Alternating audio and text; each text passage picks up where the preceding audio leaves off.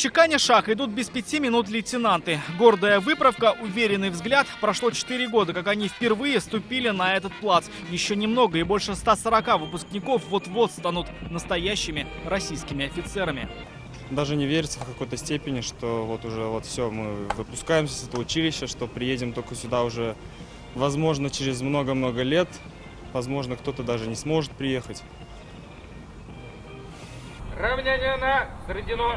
Посвящение в офицеры – ритуал особый. Он проходит перед флагом страны и знаменем части. В этот раз он памятен вдвойне. Впервые военные выпускаются под знамя Великой Победы.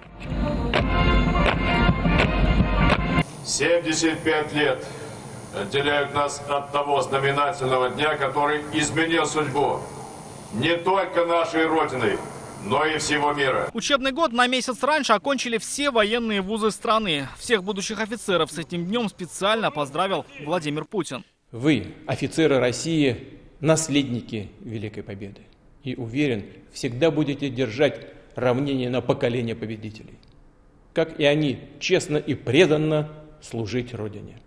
Сама церемония занимает не так много времени, буквально за полминуты. Офицеры вручают диплом, говорят слова напутствия. В ответ «Служу России», отвечают уже вчерашние курсанты. Служу России. Еще один священный жест. Молодые военные преклоняют колени перед знаменами. Отдают честь не только училищу, но и всем, кто отдал жизни, защищая Отечество. Сегодня они дали нашим ветеранам клятвенное заверение о том, что они будут достойны своих предков, достойно будут защищать наше Отечество. 141 выпускник, 23 из них окончили вуз с отличием, 4 с золотыми медалями. Отправятся в самые разные уголки страны, как потомки победителей и продолжатели славных дел предшественников. Рамиль Шайдуллин, Ильшат Мухаметов, ТНВ, Казань. Авыр һәм мөмкин кадәр илә булу соралган вакытта ТНВ телеканалы тамашачыларга яраткан фильмын кабат карау мөмкинлеген бирә.